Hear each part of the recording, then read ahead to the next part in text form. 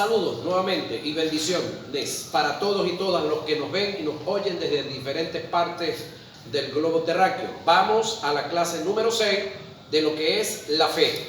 Estamos analizando y estudiando sobre esta materia de cristología, de lo que es la teología sistemática, es definida, es decir, definición, teología sistemática, porque tenemos teología general, ¿sí? Pero acá sistemáticamente estamos, valga la redundancia, sistematizando sobre la fe. Entonces, ese es el punto, el tema.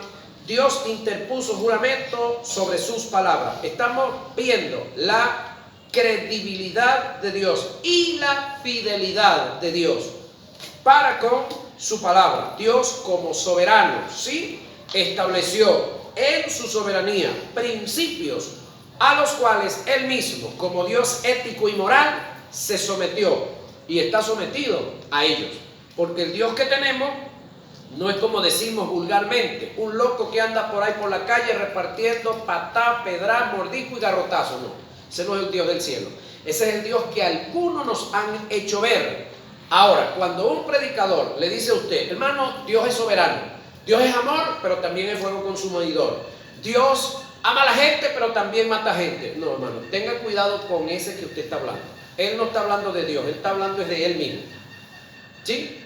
Cuando alguien le dice a usted, y me refiero a ministros, que le dicen a usted que Dios en su soberanía puede hacer y deshacer, hermano, ese ser que le está diciendo a usted de Dios no conoce a Dios. Al de la Biblia, pues, no lo conoce. Él está hablando de él. El que es así de esa forma es ese hombre o esa mujer. Ese es el tipo de persona con la que usted hace un negocio y de repente el precio se lo pusieron en, por decir un monto, $100. Y usted viene ese otro día y le dice, no, a usted se le olvidó. Yo le dije a usted que eran 150. Claro, cuando es a favor de él, ¿no? Cuando es a favor de ellos, no, eran 150.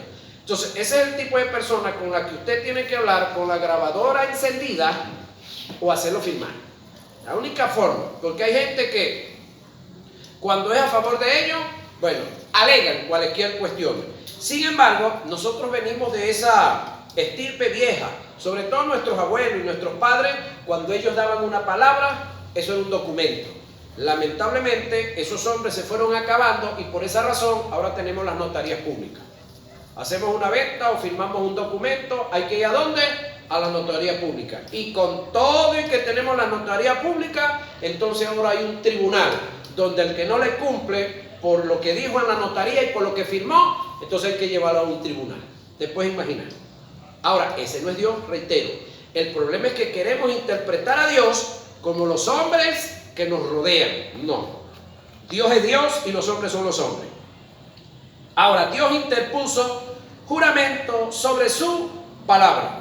Para entender la fuerza y la seriedad de un juramento, debemos analizar las propiedades implícitas que hay en un juramento bajo la cultura hebrea. Jurar o hacer un juramento indica la afirmación decidida de una persona. La raíz hebrea de jurar y de 7 es la misma. Algunos deducen que jurar es de alguna manera septuplicarse, o sea, es como hacer 7 veces el juramento al mismo tiempo y de esta forma quedar comprometido con la persona a quien se le hizo el juramento, 7 veces en un juramento. La raíz hebrea que indica jurar afirma lo siguiente: Dios no se dispuso a jurar 7 veces, sino que hizo 7 juramentos en uno. Las escrituras registran varios acontecimientos donde Dios interpuso juramento sobre su santidad, su palabra y sobre sí mismo, quedando su santidad, su palabra y él mismo como garantía de dicho juramento. Analicemos los pasajes. Y dijo: por mí mismo he jurado, dice Jehová, que por cuanto has hecho y no me has rehusado tú mismo tu único hijo, de cierto te bendeciré y multiplicaré tu descendencia. Génesis 22, 16. Y os meteré en la tierra por la cual alcé mi mano, jurando que la daría a Abraham, a Isaac y a Jacob. Yo os la daré por herencia, yo Jehová. Éxodo 6, 8.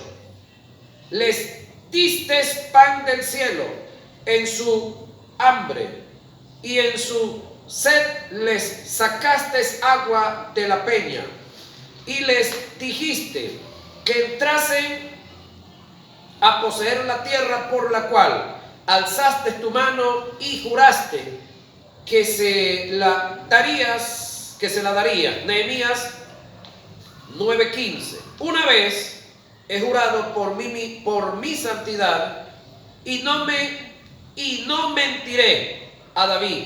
Salmo 89:35.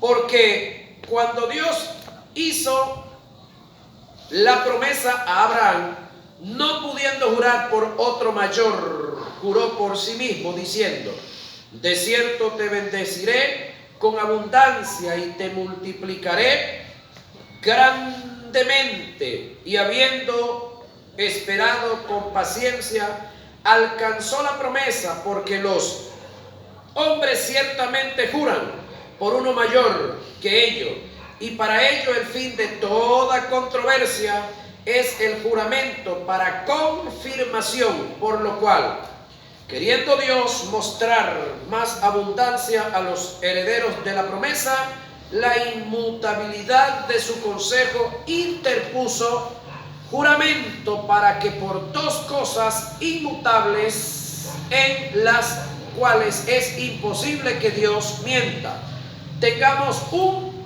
fortísimo consuelo, lo que hemos acudido para asirnos de la esperanza puesta delante de nosotros. Hebreos 6, 13 y 18. ¿Qué le da valor al juramento?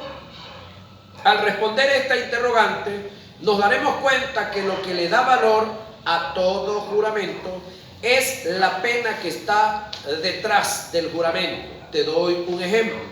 Vas a un tribunal como testigo.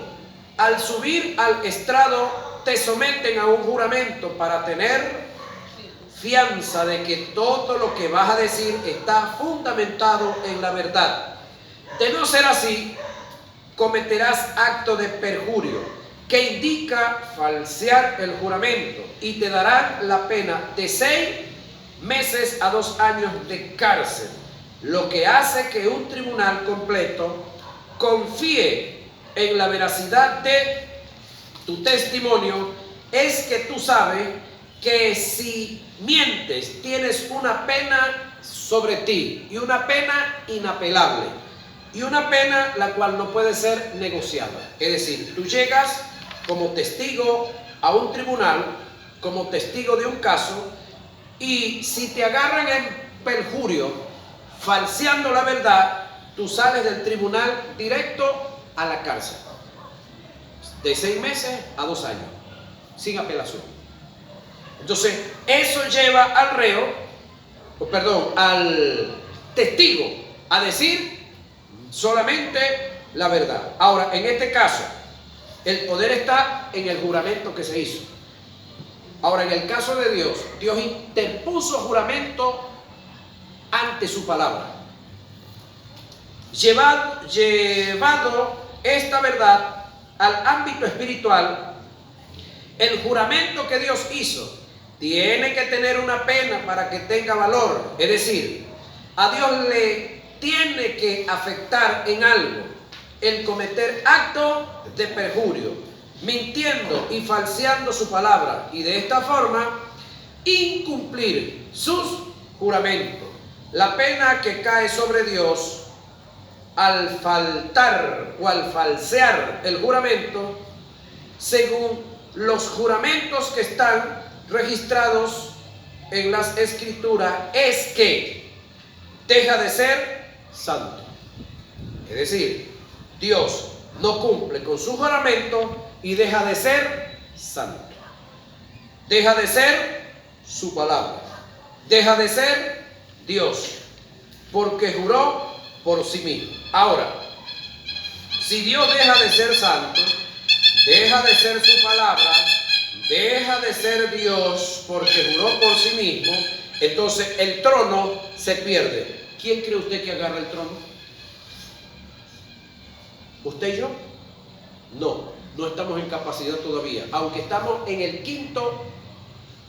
el cuarto lugar de poder, no estamos en capacidad de acceder al trono, porque le digo algo, si yo fuera Dios, muchas cosas cambiarían en el mundo, la mayoría me los meto al coleto,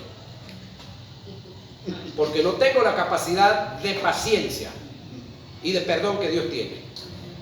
Ahora, Dios, sabiendo eso, que si Él interpone juramento sobre su palabra y no la cumple, deja de ser Dios, deja de ser su palabra y deja el trono porque juró por Él mismo. Entonces, ¿quién se agarra el trono? El diablo. ¿Ha oído usted algo de lo que está pasando ahorita en Haití? Algo así similar. Es decir, rebasan la policía, rebasan la guardia, no hay ejército. El ejército que está ahí es lo que se conoce en términos políticos una quinta columna, es decir, son los que están trabajando para acabar de destruir el estado o lo que queda de estado de Haití, porque el objetivo es acabar todos los estados en el mundo. Entonces eso sucedería. Hace 2 años mataron al presidente de esa nación. ¿Quién lo mató? Una brigada de colombianos. ¿Usted cree que esos fueron solos? Solo llevaron de ahí, de un país que está muy cercano, que tiene varias islas ahí de pedofilia. Creo que ustedes han escuchado algo de eso, ¿verdad? Expresidentes, pedófilos y cuantas cosas más. Llevaron a esos militares, asesinaron, los ponen presos por unos días y después negociaciones para afuera. Mucha plata por el medio de eso.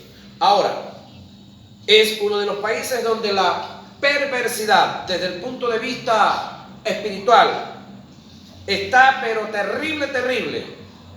Pero la única brujería que es mala y que es perversa y que hay que ir en contra de ella es la de Cuba y la de Venezuela.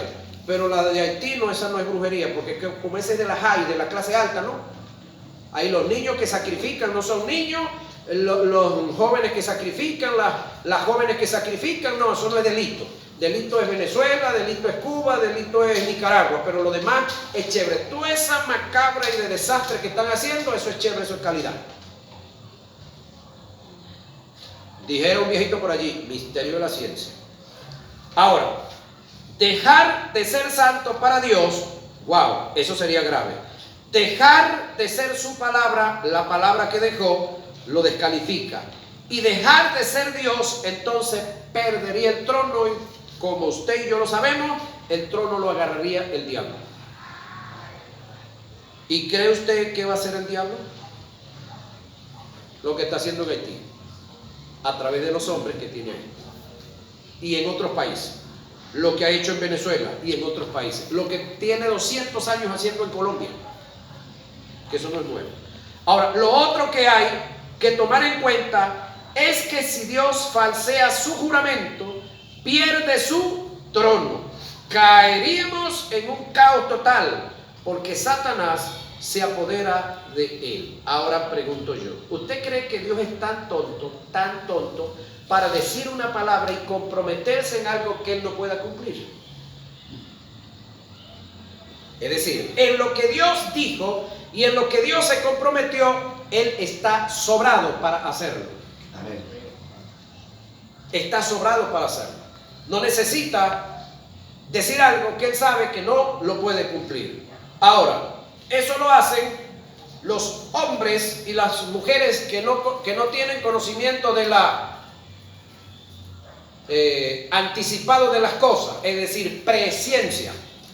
Entonces, por falta de presciencia, usted se compromete sin saber si puede cumplirlo. Pero Dios se compromete y se comprometió porque Él sabe que sobradamente lo puede cumplir, porque Él tiene el conocimiento anticipado de todas las cosas. Amén. Ahora, Jesús dijo, pues el que jura por el altar, jura por por él y por todo lo que está sobre él. Y el que jura por el templo, jura por él y por el que lo habita. Y el que jura por el cielo, jura por el trono de Dios y por aquel que está en el trono.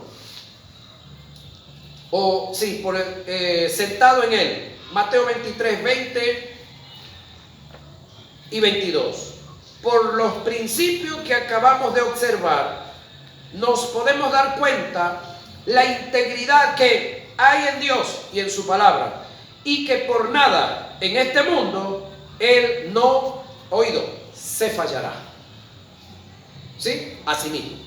Es decir, Dios no se fallará de decir algo que Él no lo puede cumplir. No, eso no existe en Dios. Eso le pasa a usted y me puede pasar a mí, pero a Dios no. Isaías 55, 10 y 11 dice: porque como desciende de los cielos la lluvia y la nieve, y no vuelve allá, sino que riega la tierra y la hace germinar y producir, y da semilla al que siembra y pan al que come, así será mi palabra que sale de mi boca. No volverá a mí vacía, sino que hará lo que yo quiero, y será prosperada en aquellos para que la envíe. Nunca olvides que la obra del diablo es, oído, tratar de mentir, desvalorizar, tergiversar la palabra de Dios en el creyente. Lo hizo con Eva, Génesis 3, 1 al 5. No moriréis, sino que sabe Dios. Comienzan los argumentos. Cuando él le dice no moriréis, ¿qué le estaba diciendo? Lo que Dios dijo no lo va a cumplir. Dios no es un individuo de palabra, no es un ser de palabra. Ahora pregúntese usted, ¿cumplió la palabra o no la cumplió? Ajá. Si no, se lo pregunta Adán, si no la cumplió la palabra. Lo trató de hacer con Jesús, Mateo 4, 1 al 11. Y lo va a tratar de hacer contigo. En Mateo 13, 28, en la parábola del sembrador, Jesús dijo que el diablo es el encargado de robarse la palabra. Es una manera de decir las cosas, pero yo tengo una crítica contra esta expresión. Escuche esto. Si el diablo pudiera robarse la palabra o robarse las bendiciones, como muchos dicen por ahí, entonces pregunto yo, voy a una panadería por allí y me robo todos los panes que hay en la panadería. Ok, cuando ustedes me vean, me van a ver con un poco de panes porque me los robé, ¿o no? Entonces, si el diablo se roba la bendición y el diablo se roba la palabra, debe ser un diablo bendito y con muchas palabras. ¿Están aquí o se fueron? Es una manera de decir las cosas, no es que se las roba. Es que tú pierdes el tiempo y se pasa el tiempo que Dios ha determinado para que en ti fluya la bendición y la palabra se dé. Pero es una manera como decir, el sol sale en la mañana, a mediodía está bravo y en la tarde se escondió. No tiene sentido, pero nos comunicamos algo, ¿verdad? Ok. Si hacemos un análisis de Génesis 3, 1 y 5, nos daremos cuenta de que la obra del diablo es tratar de tergiversar la palabra de Dios en la vida del hombre cuando éste recibe una palabra específica de Dios. Oído, tratar. Si usted lo deja, él lo logra. Pero si usted no lo deja, sencillamente él no lo va a lograr. Dios no le dijo a Eva que no comiera de todo árbol del huerto. Dios le dijo que de todo árbol podía comer, mas del árbol de la ciencia del bien y del mal no comería. Génesis 1:29, 2:9 y 2:16. Satanás le dijo todo lo contrario a la mujer de lo que Dios había dicho, y de paso le dijo que todo lo que Dios había dicho era mentira, que Dios no iba a cumplir esa palabra, que Dios no iba a accionar en lo que había dicho. Pero la serpiente era astuta, más que todos los animales del campo que Jehová Dios había hecho, la cual dijo a la mujer: con que Dios os ha dicho, Pongámosle gramática un poquitico a esto. Con que Dios os ha dicho. ¿Con cuántas personas está hablando aquí gramaticalmente hablando? ¿Con uno solo o con dos? ¿O con más de dos? Con varios. Porque si dijera con que Dios te ha dicho, Dijo os. Juan 1, dijera el gringo, ¿verdad? Pero ese término os ha dicho está hablando Plural. plural, de dos para adelante. Y como habían dos, pues está hablando con los dos. Ahora, no comáis de todo árbol del huerto. Y la mujer respondió, el caso es que la mujer es la que responde a la serpiente. Del fruto de los árboles del huerto podemos, está hablando en plural. Podemos comer, pero del fruto del árbol que está en el medio del huerto, dijo Dios, no comeréis de él, ni le tocaréis. Aquí le añadió un pedacito, para que no muráis. Entonces la serpiente dijo a la mujer, no moriréis. Pregunto yo, el que la serpiente haya dicho no moriréis, descalifica, elimina el término que ya estaba establecido, moriréis. Es decir, elimina lo que Dios había dicho, lo que dijo el diablo. No, está tratando de torcer, está tratando de embaucar, como se dice. Ahora, la verdad siempre será la verdad, así usted no la conozca, y si la conoce y no la cree, seguirá siendo la verdad y punto. Es como las leyes físicas que están en la gravedad. La ley de la gravedad es la ley de la gravedad. Si usted la viola, consecuencias va a tener. Y así sucesivamente las demás leyes. Ahora, ninguno de nosotros podemos violar ninguna de las leyes físicas que están establecidas. Nos estrellamos contra ellas, ¿no? Ahora, acá el caso es que Adán, que era el que tenía el mando, aceptó la oferta que el diablo trajo. Y para el momento de la expresión, nosotros los seres humanos, aparte de ser un alma que tiene un espíritu, o de ser un espíritu que tiene un alma y vive en un cuerpo, en el alma tenemos tres posiciones de estar. ¿Sí? Cavilamos, meditamos y maquinamos. Tres posiciones únicas de estar que tenemos los seres humanos en la mente. Adán, cuando oye esta expresión, como tenía Eva bien amoladita, Eva responde, y respondió correctamente. Para el momento que Dios dio este mandamiento, Eva no existía. Quiere decir que Adán hizo un buen trabajo, la enseñó, bien enseñada. El detalle está que Adán entró a cavilar entre lo que Dios había dicho y establecido, y que él tenía más de 100 años viviendo, disfrutando y gozando, y la mentira que el diablo estaba trayendo. Y Adán, solito, sin que el diablo le pusiera una pistola en la nuca, porque no existían las pistolas, sin que le pusiera un misil en el pescuezo, tampoco existían los misiles, sin que el diablo le pusiera una uña en la nuca, porque hasta donde yo sé no tiene uña ese animal, y el trenchete ese se lo inventaron en Hollywood, eso no existe tampoco, y los cachos tampoco existen, eso se lo inventaron aquí en Hollywood, en esta parte del mundo que domina ¿cómo se dice esto? El sistema de la cultura. Ahora, Adán voluntariamente sacó la verdad de Dios, y dejó la mentira del diablo. Ahora, el diablo vino a tres cosas. Lo único que sabe hacer ese animal: hurtar, matar y destruir. Eso es lo único que sabe hacer. Cuando le dan un chancecito, él viene a eso. Hurta, mata y destruye. Muchos dicen, el diablo vino a robar. No, el término robar es entrar por la fuerza, tumbando puertas, violentando techos y tirando todo el mundo al piso. Eso es robo. Hurto es que le dieron chance, tiene una llave,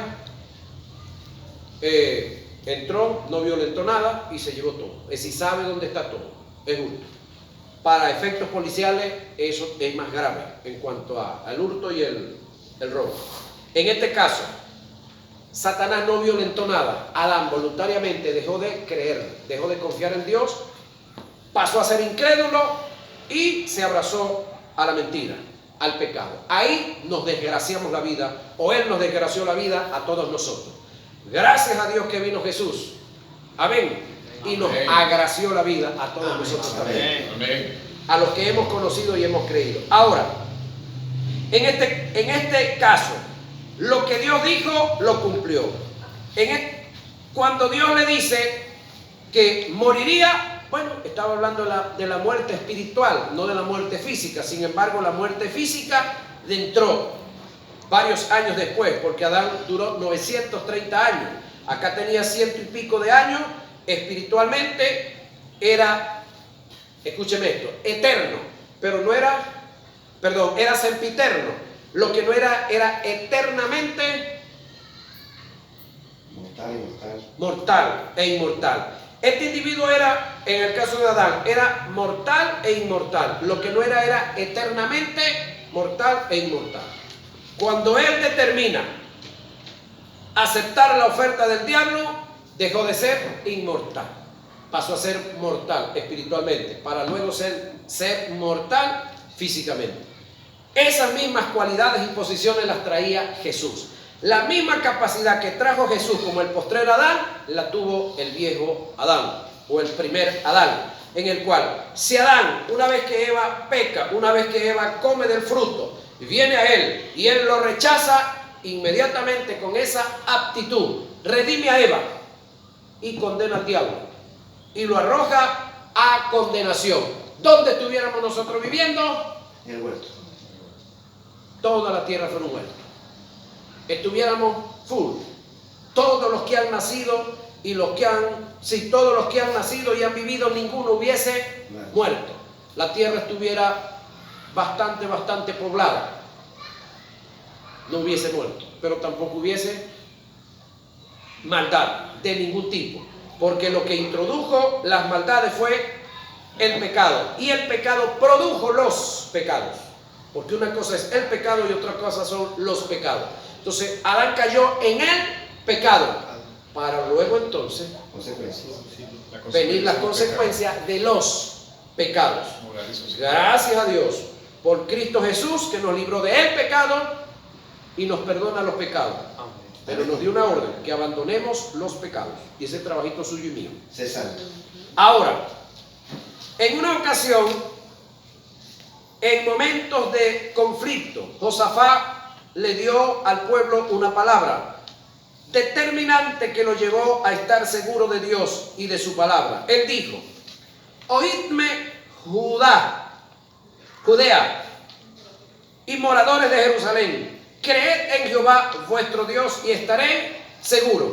Creed a sus profetas, su palabra por supuesto, y cuando viene de Dios por supuesto, y seréis prosperados. Segunda de Crónicas 20:20. Y todos sabemos, pues, al estudiar esa parte de Segunda de Crónicas 20:20, lo que le antecede y lo que le sucede, cómo Dios libró a esta nación. La paz como indicativo de tener fe. Es decir, ¿qué le indica a usted tener fe? Que en usted hay paz, hay quietud, hay tranquilidad. De la paz podemos decir que forma parte de la naturaleza del Espíritu. Gálatas 5:22.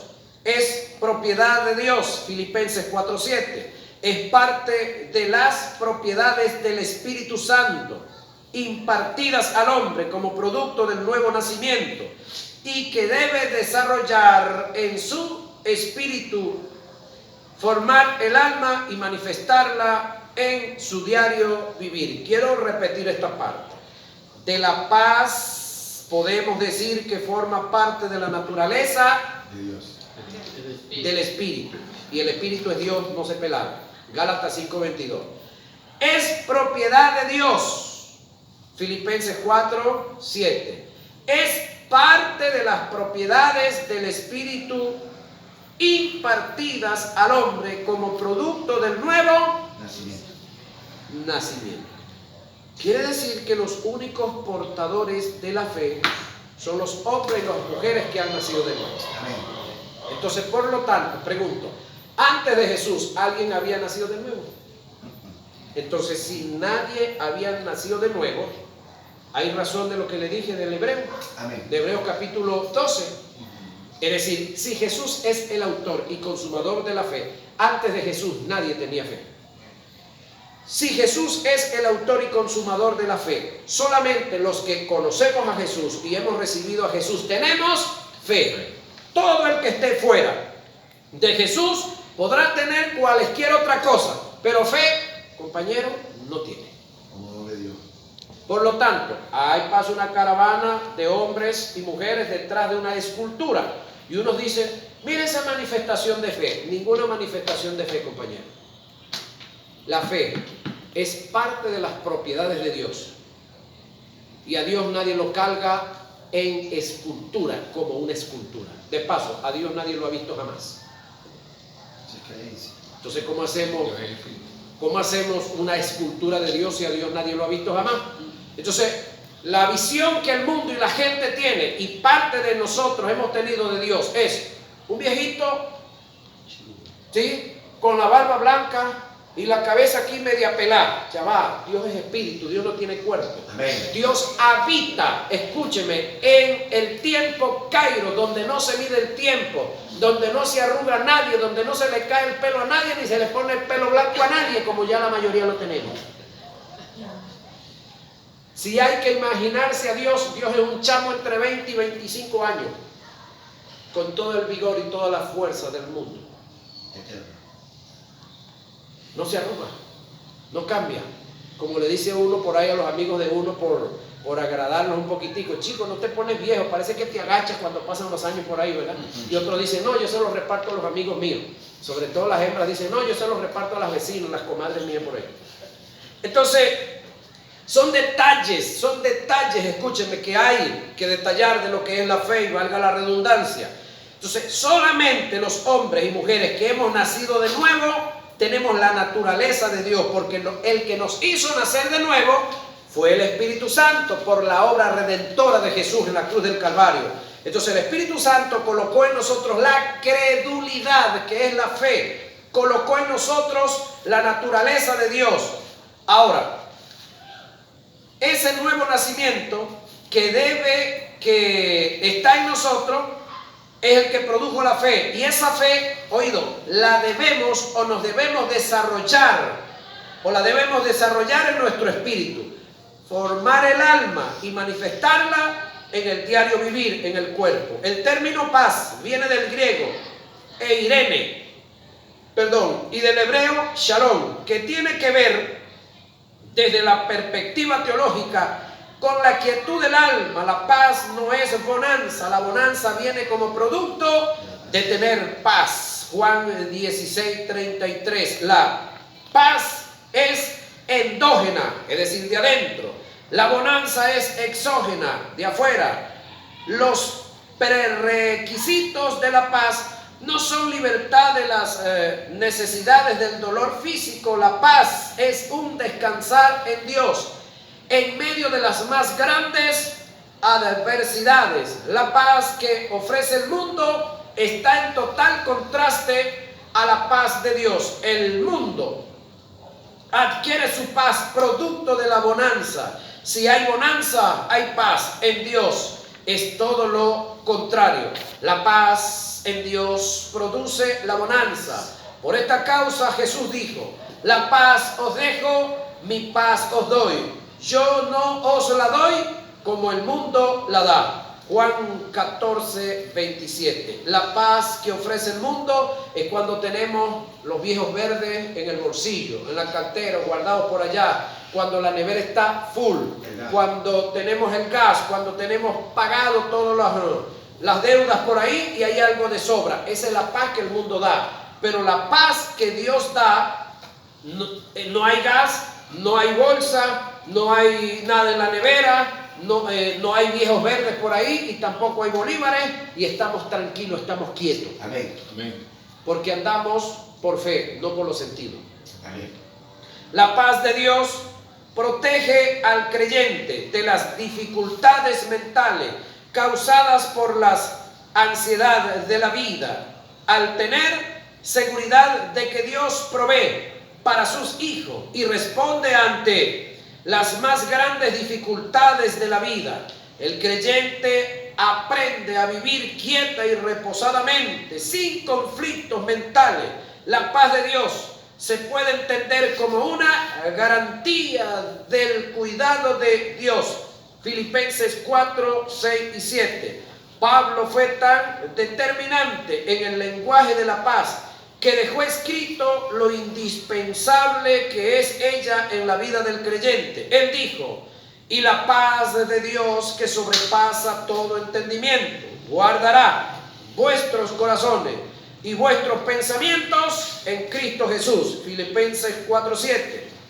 Simplificando el pasaje, lo que Pablo quiso expresar fue: la paz de Dios es tan determinante que nos hace vivir confiados en medio de las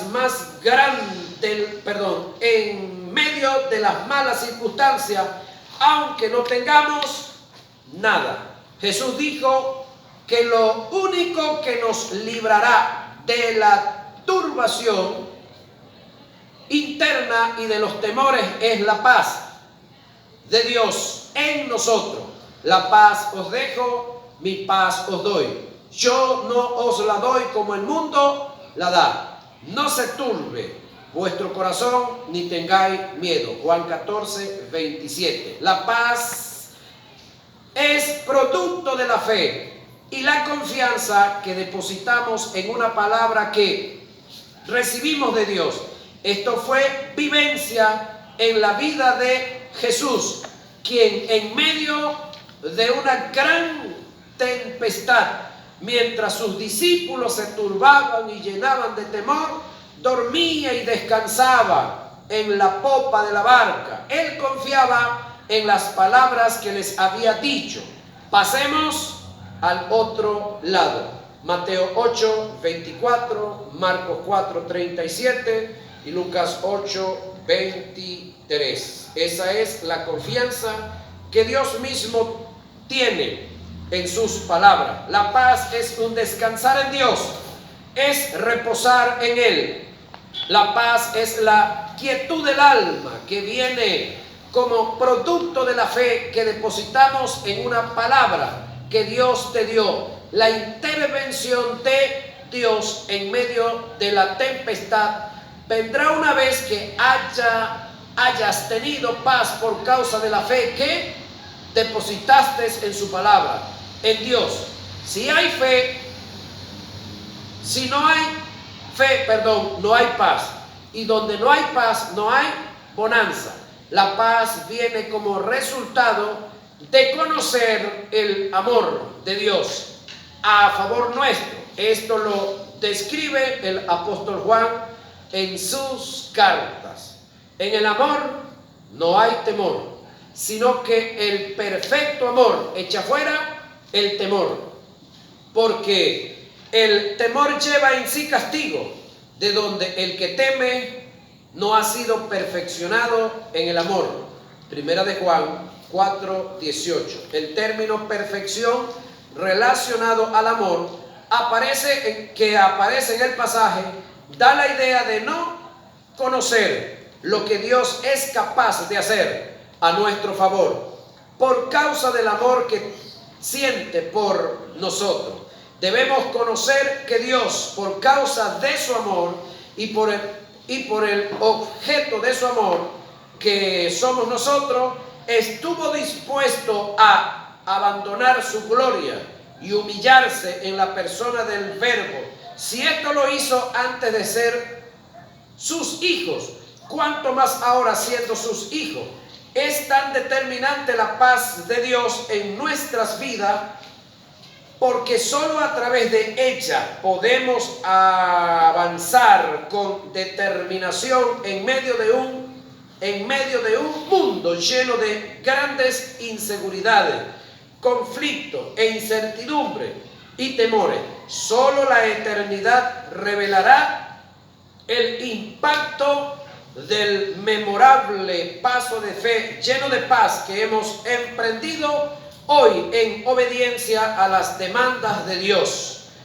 Sigamos adelante, sumergidos en la paz de Dios, llenos de fe, y seremos héroes estableciendo el reino de Dios en la vida de nosotros primeramente y luego en la vida de otros y de otras. Amén. Amén. Alguien dijo que el capítulo 11 del libro de los Hechos no está terminado.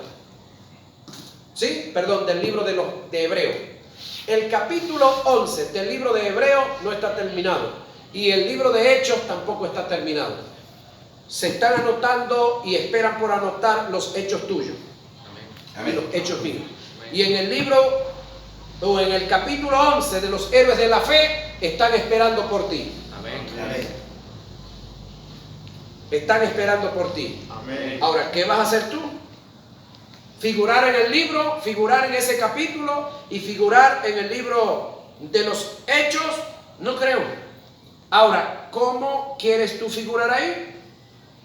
Hablaba con alguien esta mañana y hablábamos de unos individuos del Antiguo Testamento.